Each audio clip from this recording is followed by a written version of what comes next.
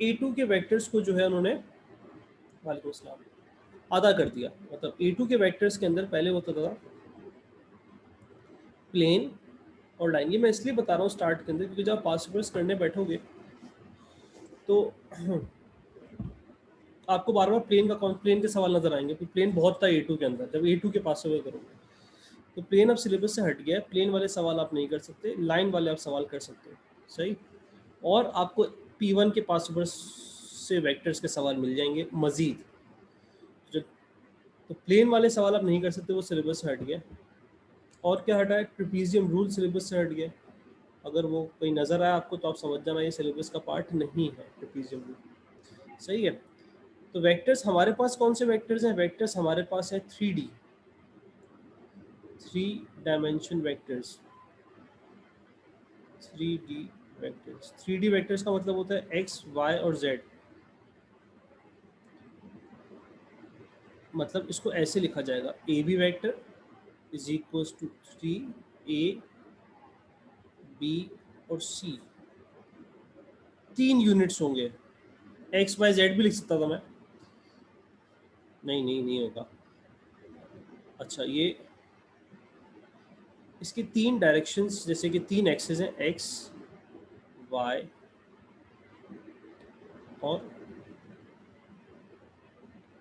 और Z.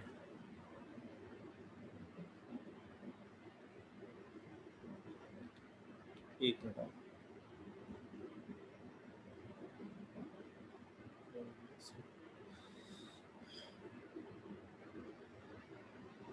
X Y और Z तीनों 90 डिग्रीज है, राइट। जाहिर ऐसी बात है, एक्स वाई और जेड।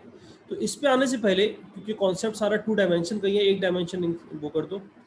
तो इसके अंदर हमारे पास, इस पे आने से पहले सर ओ लेवल मैथ के वेक्टर्स देख लें, जो कि होते थे 2 डायमेंशन। 2 डायमेंशन वेक्टर्स में क्या था? 2 डायमेंशन वेक्टर्स में आपके पास सिर्फ और सिर्फ क्या था? 2 कॉम्पोनेंट्स थे। दैट इज, जैसे अगर ए बी वेक्टर है तो यहाँ क्या होता था? खाली 1 यूनिट और 2 यूनिट। ये थे 2 डायमेंशन वेक्टर्स। 2 डायमेंशन वेक्टर्स में सिर्फ एक्स होता था, वाई होता था। वेक्टर का मतलब क्या है? ऐसी क्वांटिटी जिसके अंदर क्या क्या चीज़ें मौजूद हो? मैग्नीट्यूड हो। मैग्नीट्यूड का मतलब कितना फासला है, और डायरेक्शन हो। डायरेक्शन का मतलब हो गया ए से बी जा रहा हूँ या बी से ए आ रहा हूँ, 2 अलग बातें हो गई। तो हमेशा वेक्टर की जनरल फॉर्म थी ये। कभी ऐसे भी लिखा जाता था, एक तरीका और था लिखने का जो कि ज़्यादा इंपॉर्टेंट है, वो क्या है? ए आई प्लस बी जे। यहाँ पर एक्स वाई जेड या आई जे के सिर्फ डायरेक्शन डिनोट कर रहे हैं। जैसे कि मैं इस ए बी वैक्टर को ऐसे भी लिख सकता हूँ, जो कि ज़्यादातर लिखा होगा ए आई प्लस बी जे प्लस सी के, सही। आई जे के की फॉर्म में ज़्यादातर आपको लिखा नजर आएगा। हम उसको फॉरन से मैट्रिक्स फॉर्म, ये मैट्रिक्स फॉर्म कहलाती है, हम उसको फॉरन मैट्रिक्स फॉर्म में लिख लेंगे, सही। तो यहाँ पर जो मैं रिवाइज थोड़ा सा बताना चाह रहा हूँ, वो ताकि हमें थोड़ा सा रिवाइज ओएलएल वेक्टर से थोड़ा सा याद आ जाए हमें। जैसे अगर 3 और 4 है, इस 3 और 4 का मतलब क्या है? इसका मतलब है ए से बी जाने के लिए मुझे 3 राइट पे जाना है, 3 राइट पे जाना है, और मुझे 4 ऊपर जाना है।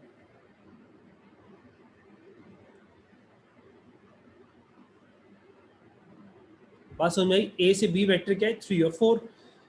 इसका मतलब एक बात हमें पता चली, 3 और 4 है। दूसरी बात हमें पता चली कि यार इसका ग्रेडियंट, सॉरी, इसकी लेंथ कितनी है? इसकी लेंथ को हम ऐसे लिखते थे। जो राइट साइड पे बातें कर रहा हूँ ये सब हमने पढ़ी हुई हैं। लेंथ है 3 square plus 4 square under root. ये हमें पता होना चाहिए कि यार ये लेंथ आ गई हमारे पास 5। राइट एंगल ट्रायंगल बनता है हमेशा। तीसरी बात हमें क्या पता होनी चाहिए? हमें पता होनी चाहिए कि अगर हम ए बी को ब्रेक करेंगे तो हमारे पास 2 मेथड होते हैं। अब मुझे नहीं पता आपने ओ लेवल में कैसे पढ़ा है। एक तरीका होता है एडिशन, ए ओ प्लस ओ बी, और एक तरीका होता है सब्ट्रैक्शन। ये ज़्यादा सही लगता है मुझे। बाद वाला अल्फ़ाबेट पहले आ जाता है, ओ बी माइनस ओ ए, जैसे आपने पढ़ा, सही। तो ये राइट हैंड साइड पे हमने बातें कर ली। इसमें से ए बी वैक्टर 3 4 है, तो बी ए वैक्टर कितना होगा? बी ए वैक्टर होगा -3 -4। कॉम्पोनेंट्स अपनी जगह ही रहते हैं, साइन बदल लेते हैं, S I G N. B A का मतलब हो गया अब एक बंदा ऊपर से नीचे आ रहा है, बी से ए आ रहा है, तो वो क्या कर रहा है?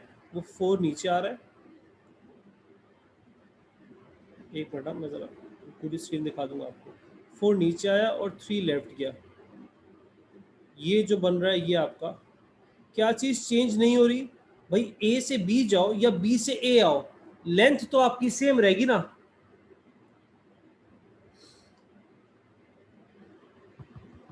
जो राइट पे हमने काम किया सारा हम ओ लेवल में पढ़ चुके हैं, कोई कंफ्यूजन?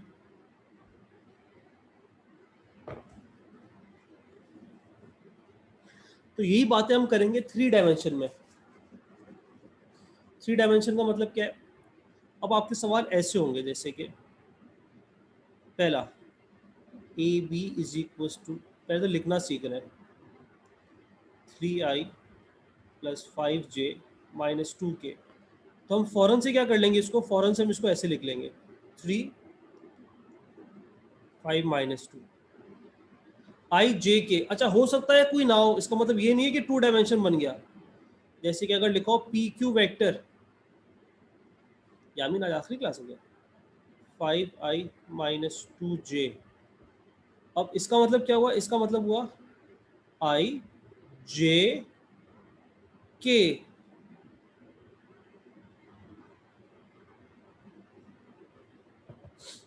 फिर कब खुलेगा कॉलेज?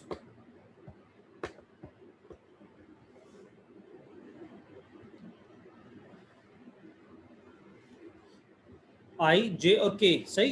कोई चीज मिसिंग हो सकती है, जैसे कि अगर लिखाओ, खाली लिखाओ 5i, इसका तो ये नहीं है कि 1 डायमेंशन बन गया। इसका मतलब हो गया आई जे के। समझ में आ गई बात?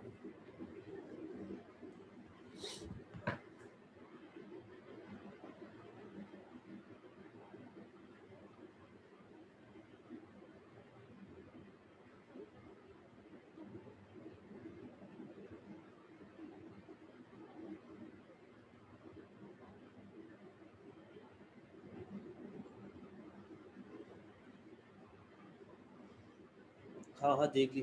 बैटिंग तो कर ले।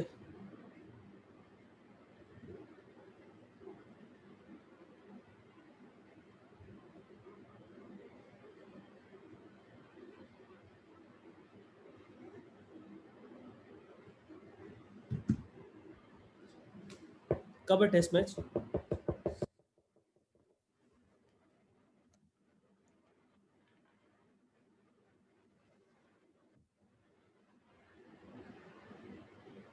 अच्छा यामिन, अपने मार्क्स बताओ यामिन मुझे, प्राइवेट में भेजो। टीम अनाउंस होगी तला भाई? 3D वेक्टर्स इंट्रोडक्शन हो गया, फिर modulus. Modulus of a vector, जल्दी जल्दी छोटी छोटी बातें। मॉडुलस क्या है भाई? अगर आपके पास ए बी, मॉडुलस लेंथ है भाई। अभी कैसे लेंथ निकाल लेते? 2D में कैसे निकाल लेते? अगर ए बी और सी था, 2D में ए और बी था, तो लेंथ आ रही थी A square plus B square. तो अभी कैसे आएगी? अभी आपके पास आएगी A square plus B square plus C square, वही पाइथागोरस थ्योरम। क्या कहते हो? मतलब अगर आपके पास ए बी वेक्टर है 2i - 3j+6k, हम फौरन से इसको कैसे लिख लेंगे? ऐसे 2 - 3 6, ना भी लिखें तो भी चलेगा, मतलब ज़्यादातर मैट्रिक्स फॉर्म में हो रहा है इसलिए। अब हमें चाहिए ए बी की लेंथ, तो ए बी की लेंथ क्या आ गई? 2² + 3² + 6² अंडर रूट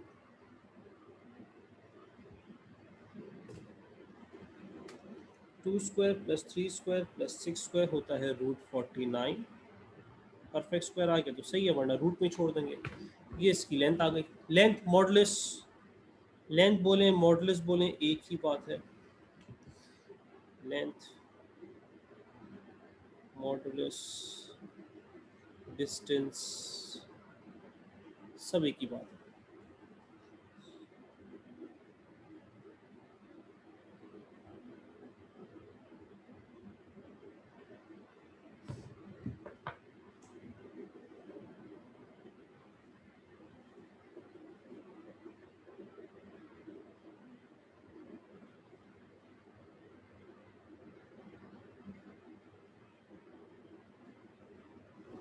कॉपी ज़्यादा बताना।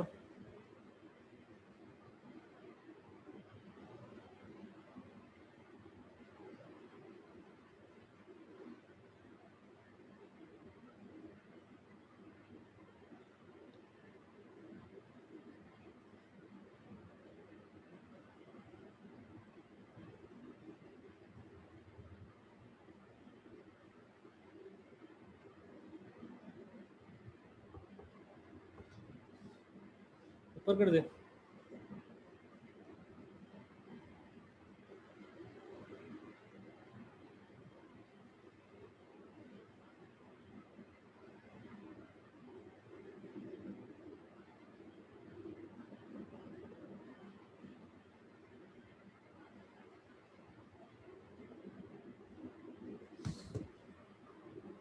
मुझे नहीं पता कब खुलेगा कॉलेज, अभी तक कोई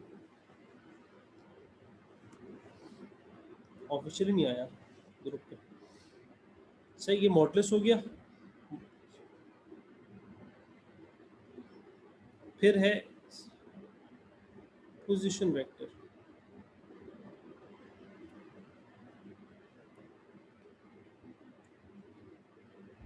पोजीशन वेक्टर क्या है? Vector whose starting point is origin। ये सारी वही बातें ओ लेवल की, इसलिए मैं आज करा रहा हूँ। Vector whose starting point is called position vector.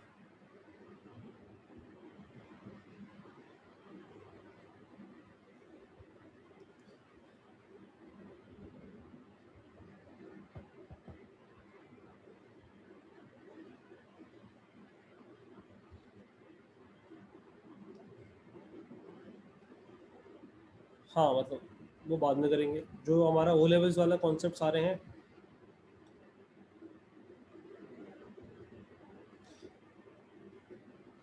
मतलब अगर वेक्टर का स्टार्टिंग पॉइंट ओरिजिन हो तो उससे पोजीशन वेक्टर कहा जाता है, और उसमें एक अल्फाबेट हमेशा ओ होता है, ओ। जैसे अगर मैं 2 डायमेंशन से समझाऊं, 2 डायमेंशन समझाना आसान है। जैसे अगर ये ए के कोऑर्डिनेट्स हैं 3,4, तो ये ओ ए वैक्टर कितना बन जाएगा? ओ ए वैक्टर खुद ब खुद बन जाएगा ना यार, 3। ऐसे एग्जांपल दिया मैंने, अगर ए कोऑर्डिनेट 3,4 था तो ओ ए वैक्टर हो गया 3,4। ऐसे ही 3 डायमेंशन में भी होता है। तो अगर 2D में कोऑर्डिनेट है हमारे पास 3,4, तो ओ ए के, तो ओ ए वैक्टर क्या हो गया? ओ ए वैक्टर हो गया 3,4। समझ आ रहा है? पोजीशन वेक्टर जिसमें एक अल्फाबेट क्या हो, एक अल्फाबेट हो ओ। 3 डायमेंशन में जाहिर है क्या होगा? 5, कोई भी हो सकता है, -2 1। तो ओ ए वैक्टर क्या हो गया? ओ ए वैक्टर हो गया 5 -2 1। सिंपल सी बात है ना। तो वो आपको हो सकता है 2 कोऑर्डिनेट दे दे, जैसे ये दे दिया और आपको बी दे दिया, -1 3 3 4 ही होगा ना, मैंने ऐसी रैंडम। तो ओ बी आपका हो गया -1 3 5। तो जो कोऑर्डिनेट होते हैं शॉर्ट, जो कोऑर्डिनेट होते हैं वही उसका पोजीशन वेक्टर होते हैं, वही उसका वेक्टर होते हैं। जो कोऑर्डिनेट होते हैं वही उसका वेक्टर होते हैं। अब ये दो से आपको निकालना क्या? आपको निकालना है फॉर एग्जांपल ए बी। तो अगर आपको ए बी निकालना है तो आप क्या करोगे? आप करोगे ओ बी माइनस ओ ए, या यहाँ समझा रहा था ए ओ प्लस ओ बी। अब जैसे आपने ओ लेवल मैथ में वेक्टर में पढ़ा था वैसे आप अप्लाई करना। जिस तरह कुछ बच्चे प्रोडक्ट प्लस वाले से करके आते हैं, कुछ माइनस वाले से, आंसर तो दोनों से सेम आएगा। तो यहाँ आ गया -1 3 5 माइनस ओ ए 5 -2 1। सही, तो मेरे पास ए बी वेक्टर आ गया -6 5 4।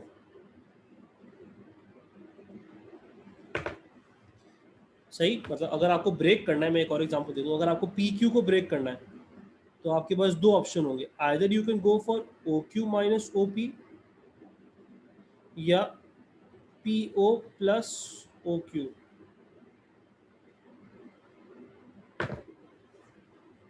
ओ क्यू माइनस ओ पी या P O plus O Q.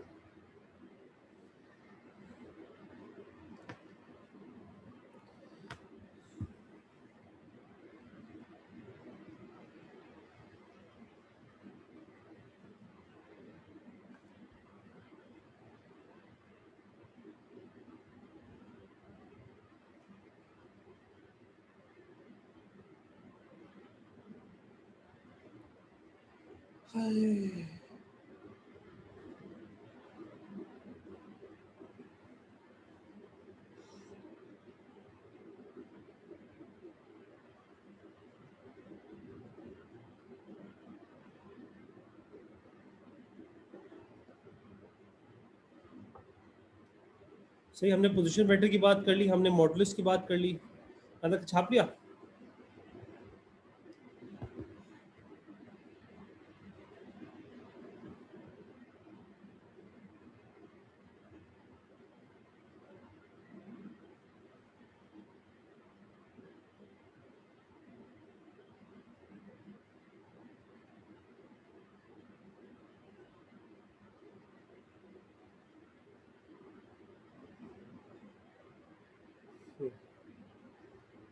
हाँ मुबश्शिर स्वाद थे।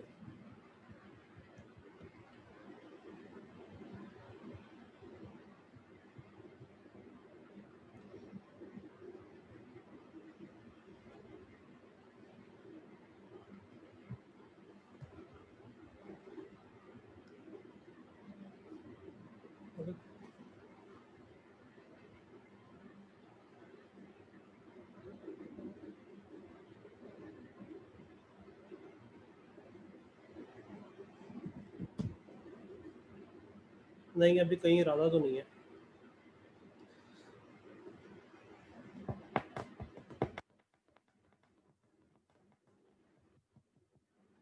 बिलाल भाई छाप लिया। अरमान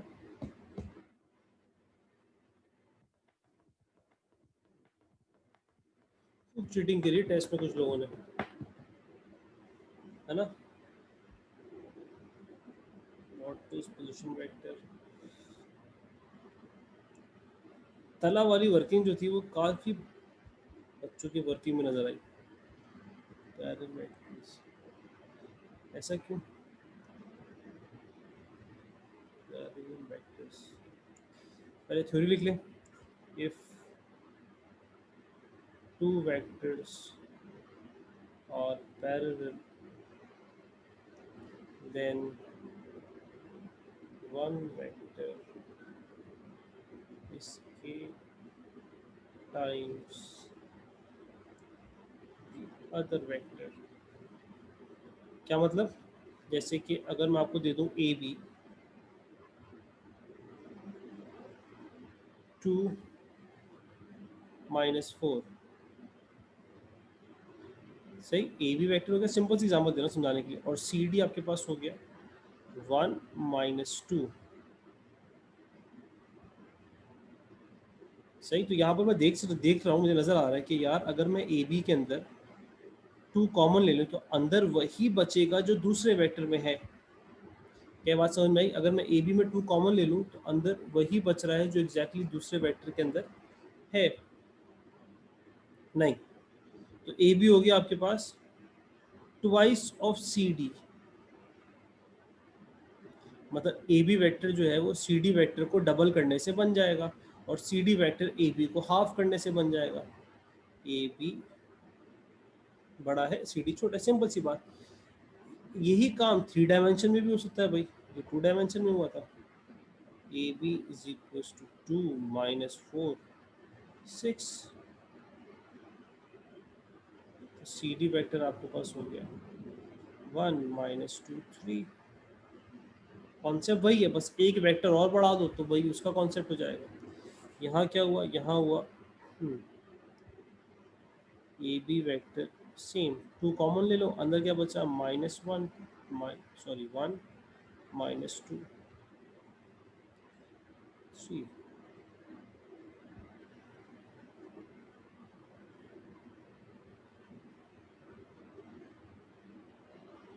तो इससे दो बातें पता चलती हैं, एक तो पैरेलल है, दूसरा एक और पता चल गया कि यार इनका रेशियो क्या है, A B to C D का रेशियो क्या है, 2:1 का। 2 डायमेंशन हो 3 डायमेंशन हो, लेकिन यहाँ पर एक चीज़ और ज़्यादा इंपॉर्टेंट थी इससे, वो क्या था, अब ये ज़रा इंपॉर्टेंट बात है, वो क्या है कि इफ टू वेक्टर पैरेलल के टाइम्स तो होगा, लेकिन इसके अलावा भी एक चीज़ हो रही है, क्या हो रही है कि अगर ए बी वेक्टर है आपके पास बिलफर्स x1, ए बी वेक्टर है x1 y1 और z1, सही, और दूसरा वेक्टर है सी डी, ऐसी रैंडम नाम दे रहा हूँ, ये है x2 y2 और z2। So if AB is parallel to CD, तो होगा क्या, इनके रेशियोज भी क्या होंगे, इक्वल होंगे। ये बड़ी इंपॉर्टेंट बात है कि if A B and C D, अगर if two vectors are parallel then the ratio of x component, the ratio of y component and the ratio of z component will all be equal, या the ratio of i is to i upon i, या j upon j, या k upon k, सारे क्या आएंगे, same आएंगे।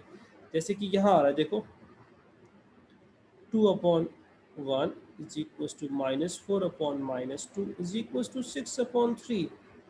क्या ये बात समझ में आई? रेशियो सबसे क्या आएंगे, सबसे सेम आएंगे। ऐसा कब होगा, एक दफा होगा जब लाइन पैरेलल हो, और एक और सिचुएशन में भी होगा ये। वो कब होगा, ये सिचुएशन दो जगह अप्लाई होगी, for collinear points as well.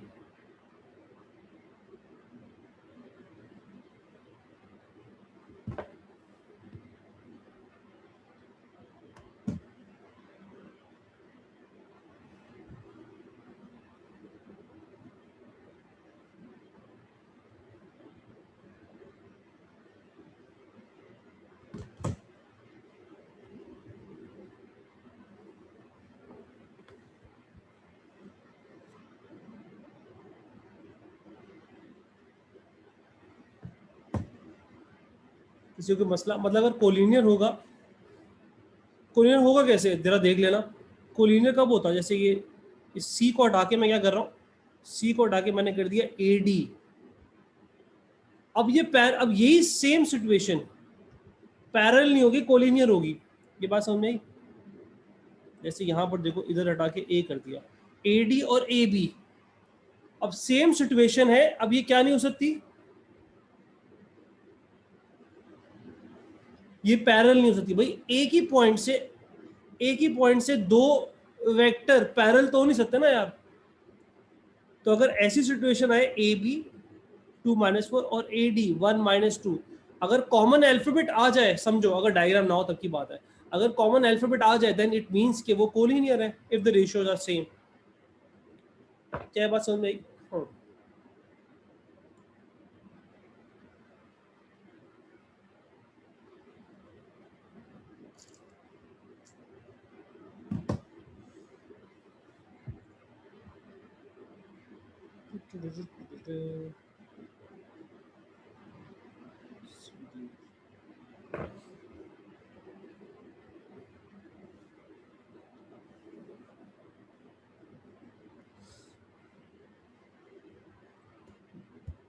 Khwaja भाई पढ़ रहे हो? सालिक, सारिम।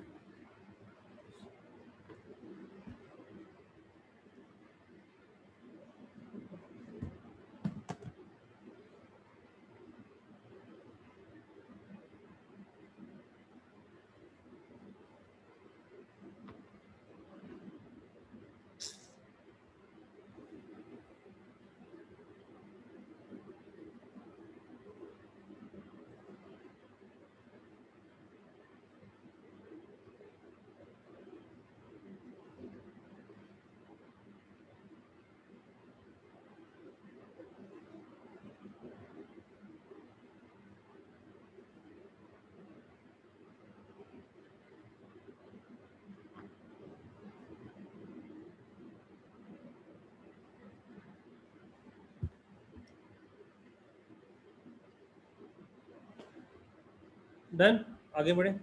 अगला आता है यूनिट वेक्टर। यूनिट वेक्टर, अभी क्या हो गया, आज अभी से चलेगा सब विंटर ब्रेक पे? अरमान समझ में आ रहा है? यूनिट वेक्टर क्या है? यूनिट का मतलब क्या है, one. Unit means one. Unit vector क्या है, a vector parallel to original vector but of magnitude one. एक ऐसा वेक्टर जो ओरिजिनल वेक्टर के पैरेलल हो लेकिन जिसका मैग्नीट्यूड क्या हो, वन हो। सही।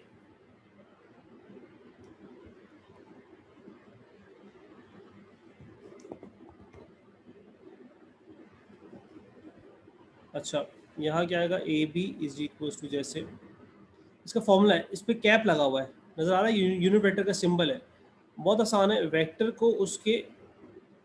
को उसकी लेंथ से डिवाइड कर दो तो यूनिट वेक्टर बन जाएगा। ए बी, क्या मतलब हुआ सर, जैसे अगर आपके पास बिलफर्ड्स ए बी वेक्टर है 2i minus 3j plus 6k,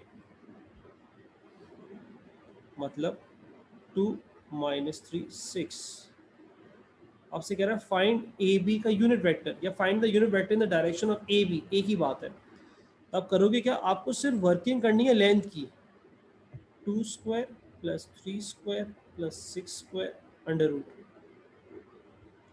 ये आपके पास आ जाएगा √49, ये आपके पास आ गया 7। सही। अब आप क्या करोगे, अब आप करोगे ए बी का यूनिट वेक्टर आ गया 1/7, फॉर्मूले में डाला, ये फॉर्मूला है यूनिट वेक्टर का, 1/7 इंटू, अब चाहे आप ऐसे लिखो 2i minus 3j plus 6k, that is, ऐसे भी छोड़ सकते हो, ऐसे भी लिख सकते हो 2i/7 minus 3j/7 plus 6k/7, ऐसे भी लिख सकते हो, या ये सारे सही हैं, या 1/7 2 माइनस 3 6।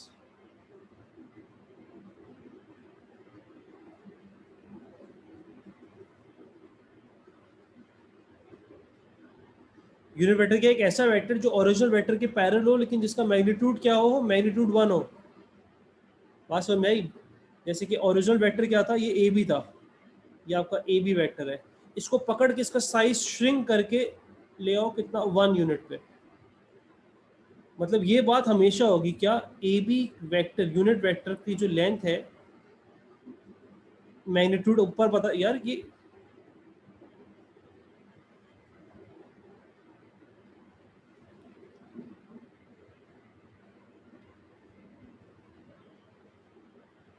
स्टार्ट ही से क्या था, वेक्टर मैग्नीट्यूड,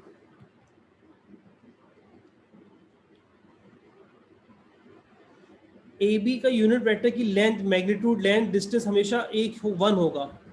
देख लो भाई, अगर मैं लेंथ निकालता हूँ इसकी, दिस स्क्वायर प्लस 3/7 का स्क्वायर प्लस 6/7 का square 49/49 under root, that is 1। ये मैंने आपको प्रूफ करके दिया कि आप कोई भी यूनिट वेक्टर निकालोगे तो उसकी लेंथ हमेशा क्या आएगी, 1।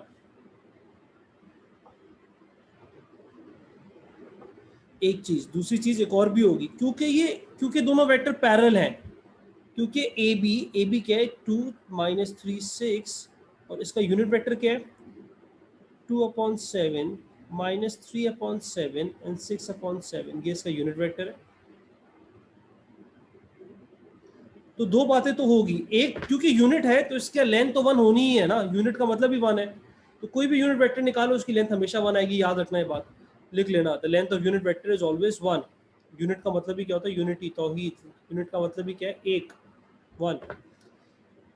दूसरी बात क्या है, दूसरी बात यह है कि क्योंकि ये पैरेलल है तो पैरेलल में हमने पढ़ लिया, ये वाला कॉन्सेप्ट भी तो लगना चाहिए। पैरेलल में हमने पढ़ लिया कि ये वाला कॉन्सेप्ट क्या है, ये वाला कॉन्सेप्ट ये है कि आई का रेशियो आई से j/j, k/k, ये सारे क्या आएंगे, सारे सेम आएंगे। आप निकाल के देख लेना, हो गया यहाँ तक। अब कोई सवाल पूछ लो, मॉडुलस हो गया, पोजीशन वेक्टर हो गई, यूनिट वेक्टर हो गया, पैरेलल वेक्टर हो गया।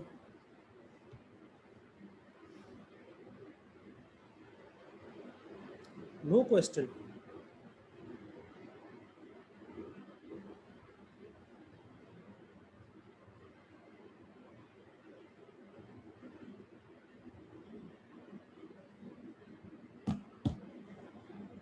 यस, मुझे बड़ा अफसोस हुआ आपका रिजल्ट देखकर, वाकई।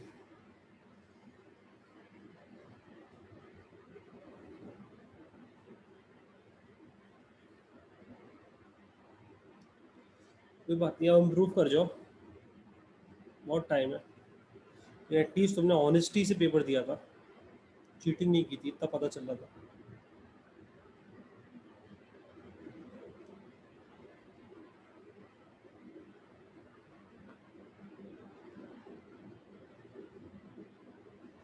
नहीं ऐसा नहीं था। आप इसको तफरी आप अपने आप को चेक करने के लिए पेपर देते हैं ना। आप दूसरों को क्यों सोच रहे हो किसी ने चीटिंग की है किसी ने की, आप अपने आप को चेक करने के लिए पेपर देते हैं।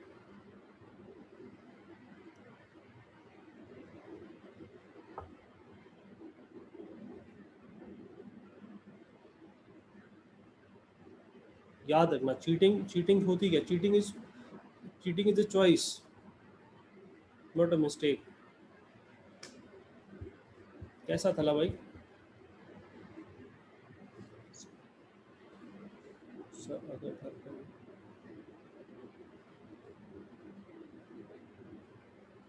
पेपर, जब भी मैं कहता हूँ पेपर, अगर आप पेपर अटेम्प्ट करने जा रहे हो, आप उससे पहले एक दो पेपर सॉल्व करोगे ना, अपने आपको टाइम दोगे। अगर आप मिड टर्म के लिए अपेयर हो रहे हो या कुछ भी पेपर के लिए अपेयर हो रहे हो, तो आप डायरेक्ट फर्स्ट टाइम तो पेपर नहीं करोगे ना।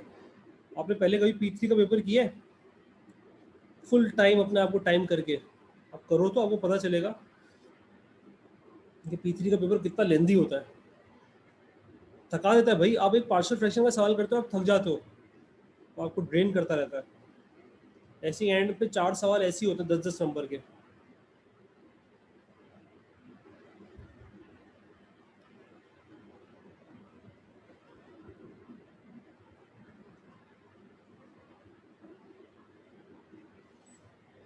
कॉलेज तो नहीं खुलेगा अभी यार, क्या हो गया?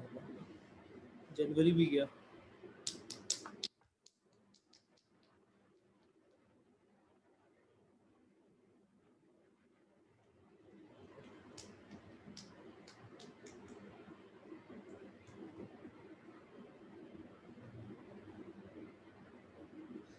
वो आए, पेपर हो ना हो, अपनी तैयारी तो पक्की करो ना। नहीं यार उमर भाई, आप स्क्रीनशॉट लेते, मैं नहीं दिखा। जो कुछ तुमने लिखा है मुझे अभी तस्वीर भेजो।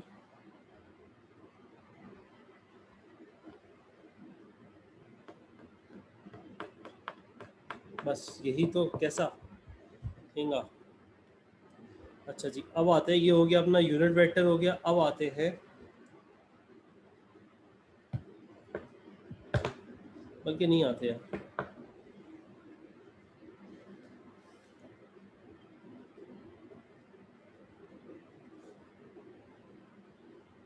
अब विंटर वेकेशन एंजॉय करते हैं, ठीक है।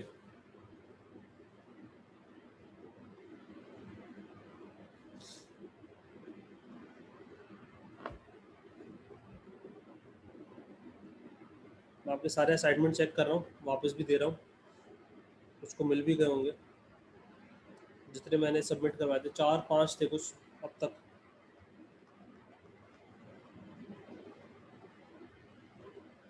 एक विंटर ब्रेक का भी असाइनमेंट होगा। नहीं नहीं, अभी 10 दिन तो छुट्टियां एंजॉय करो।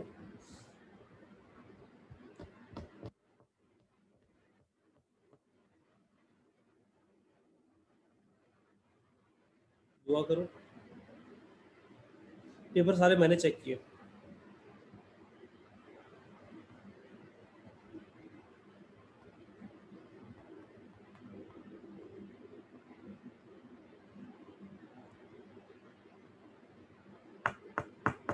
यार ऑनलाइन चेकिंग के लिए बड़ा मसला है, वो टीए नहीं कर सकता उसके लिए। ये सब होना चाहिए ना यार। हार्ड कॉपी में तो कर सकता है, लेकिन इस पर नहीं कर सकता।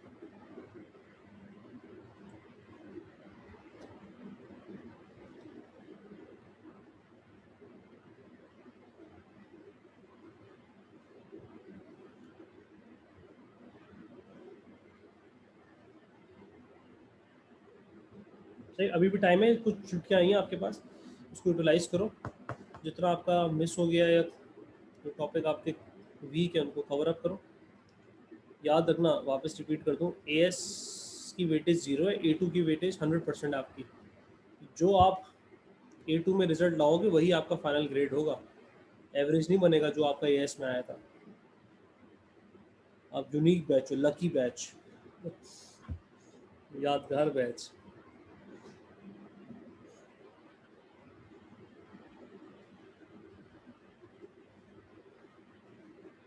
नहीं, जो अक्टूबर नवंबर में हुए थे उनका था थोड़ी है, जो एक्सपेक्टेड में गए थे उनकी बात हो रही है।